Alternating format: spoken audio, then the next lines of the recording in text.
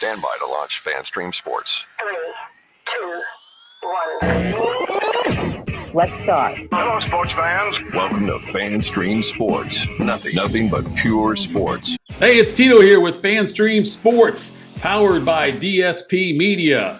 This is the Buckeye Blitz. Thanks so much for tuning in. Follow me on Twitter @ThatHappens.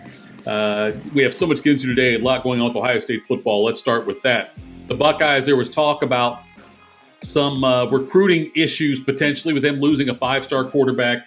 Not really losing, they lost a big-time running back in the state of Ohio to Michigan, but then they lost a five-star quarterback, went to Michigan also. But Ohio State in recent days has made some big pickups. They added a five-star receiver, which Brian Hartline continues to just get things done as far as recruiting goes.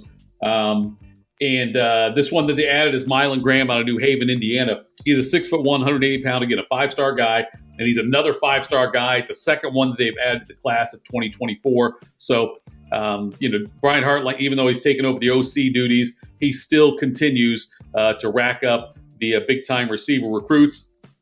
Also, Ohio State, Jordan Marshall's the kid that they lost to Michigan, who was from the Cincinnati area, but they did add someone in the class of 2024 that will certainly help to alleviate some of that loss right there. They picked up James Peoples, and he's from down in the state of Texas. So Ohio State, although they lose an in-state product, they do get a guy from the state of Texas. And look, Peoples is the real deal. He's 5'10", 192 pounds. Like I say, he's a four-star guy.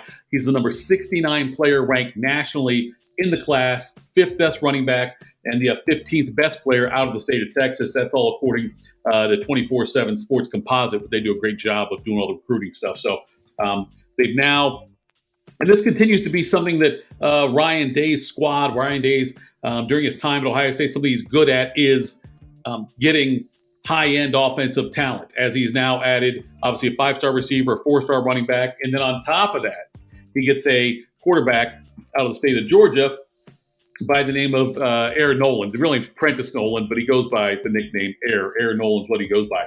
And Nolan just got offered a week ago from Ohio State. He made his announcement on April 8th. So just a few days ago, he made his announcement on Saturday night on 24/7 Sports also is where he made the announcement that he was going to commit to Ohio State. Four-star quarterback. Ohio State beat him out from schools like Clemson, Alabama, Oregon was after him, Texas A&M, Miami. He ended up going there. Ohio State. He's a 6'3", 195-pound receiver. He's got a gun for an arm. And so even though Ohio State lost Dylan Raiola, who was going to be the quarterback in the 2024 class, who had committed and then started recruiting people for Ohio State, and then moved on and decided he didn't want to decommitted to Ohio State. Not sure where he's going yet. Ohio State's still doing just fine on the recruiting front. So the Buckeyes, though, getting him is a big get for them. They always want to get at least one stud quarterback if they can in each class and let everything play out as far as, the quarterback battle goes and whatnot. But so Ohio State, like I said, they always seem to they have no problem getting high-end offensive talent. They've just got to find a way to get a high-end impact defender, a couple of defenders in there.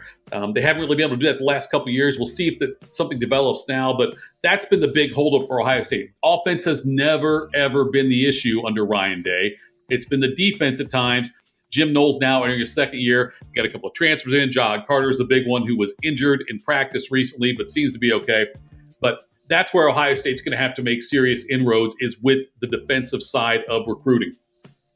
The spring game for Ohio State coming up. It is actually this weekend. It's on Saturday over at the Horseshoe. And the big thing people are looking for is the quarterback battle between Kyle McCord and Devin Smith, the determine who takes over for C.J. Stroud to take over this Buckeye offense. And Ryan Day has said that neither guy's really separated himself yet through practice. We've only got a couple practices left for the spring game, and then that's it. So Ryan Day has said that no one separated himself.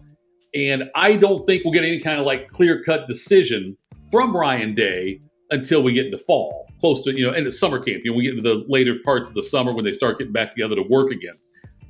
The transfer portal opens up on May 1st. From May 1st to May 10th is the next time the transfer portal opens up. I don't think Ohio State would lose the loser of the quarterback battle because I don't think it'll be determined by then. So I think Ohio State, they'll hold off on making some kind of decision on it for a while. I don't think anyone's really done that much to show. If I had to make a guess, I would think Kyle McCord is the favorite, but there's nothing, I don't think, that's happened so far that has led anybody to believe on the team that he is set in stone as being the starter. I mentioned that, Ohio State did lose that big running back recruit to Michigan, but Ohio State's doing just fine on the offensive side, not worried about that. Let's switch over to the women's basketball side of things. And we know that J.C. Sheldon now, Ohio State, one of their top players, if not their top player, is coming back to use her final year of eligibility.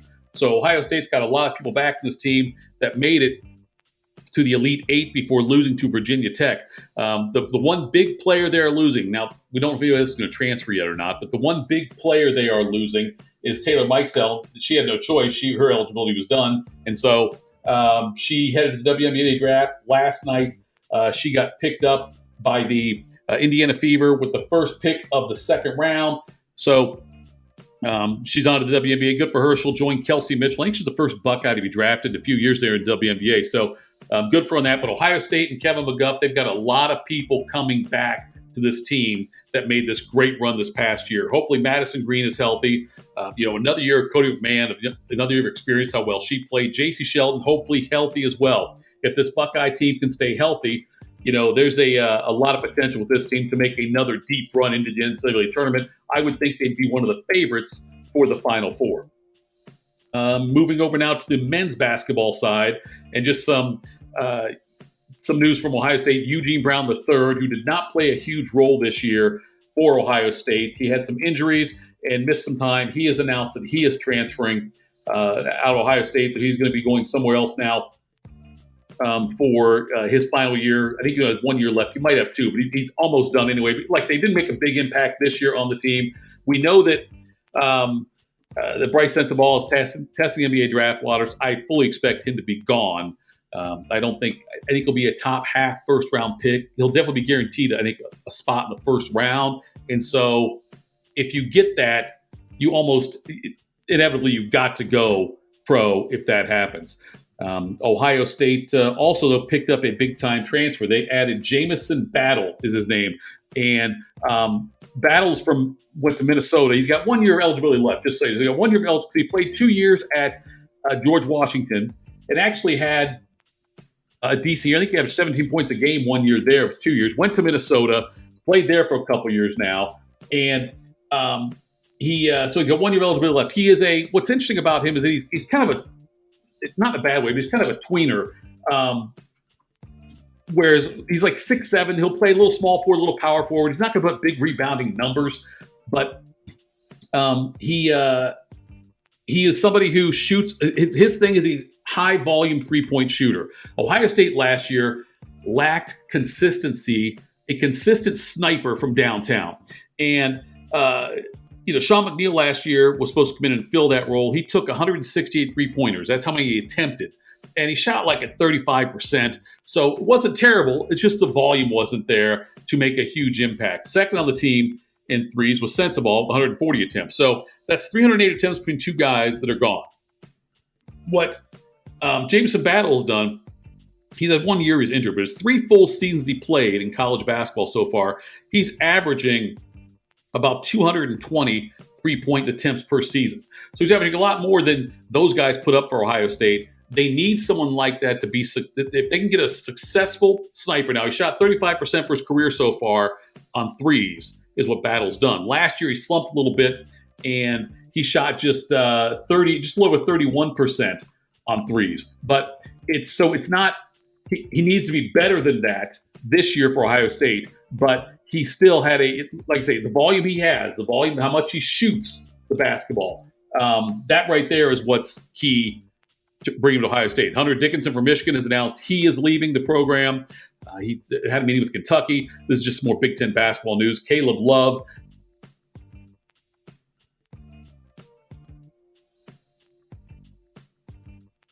some flack lately because of some underperforming things with the Wolverines, and then but getting Caleb Love is big for them. So losing Hutchinson, big, but getting Caleb Love helps them out as well. So, all right, that's it for today's Buckeye Blitz. You can follow me on Twitter @ThatHappens. FanStream Sports, powered by DSP Media. Thanks so much for tuning in. And we'll be back again soon. There's more news. We got more stuff to get ready for spring practice coming up. We've got lots to talk to about the NFL draft. We'll do that as well. But as of right now for today, though, this has been the Buckeye Blitz.